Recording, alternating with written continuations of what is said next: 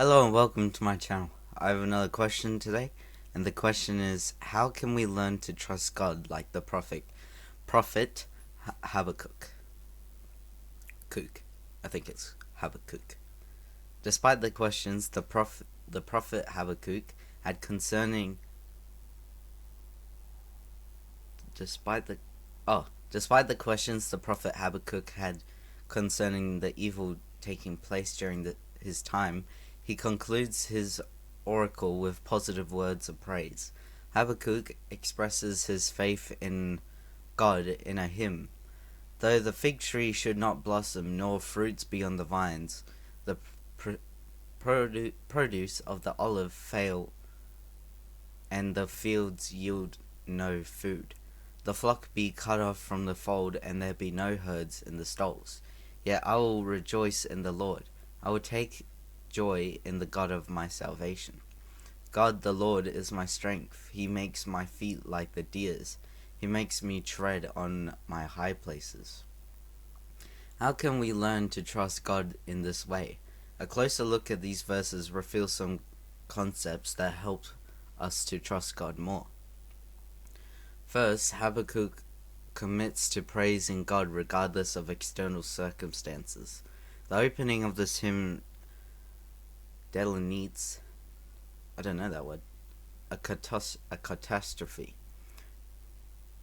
1. No fruit on the fig trees. 2. No grapes growing on the vines. 3. No olives. 4. No produce of any kind. 5. A lack of sheep. And 6. A lack of cattle. After this doleful description, the prophet says, "Yet I will rejoice in the Lord." Habakkuk's joy was not dependent on physical blessings. Even if Habakkuk suffered extreme loss, he was determined to praise God. Habakkuk remembered God's goodness in times past and concluded God was worthy of praise. The prophet might lack olives and grapes, but he would never be without God. Second, Habakkuk praises God specifically for salvation. I will take joy in the God of my salvation. God not only could save, God is salvation. Interestingly, the title God of my salvation is used 7 times in the Old Testament. 5 of these are found in the Psalms, which are Psalms 18 verse 26, 25 verse 5, 27 verse 9, 51 verse 14, and 88 verse 1. One in Habakkuk, and the other in Micah chapter 7 verse 7. Third, Habakkuk recognizes the Lord as his strength. God the Lord is my strength. This statement is central focus of Habakkuk's hymn.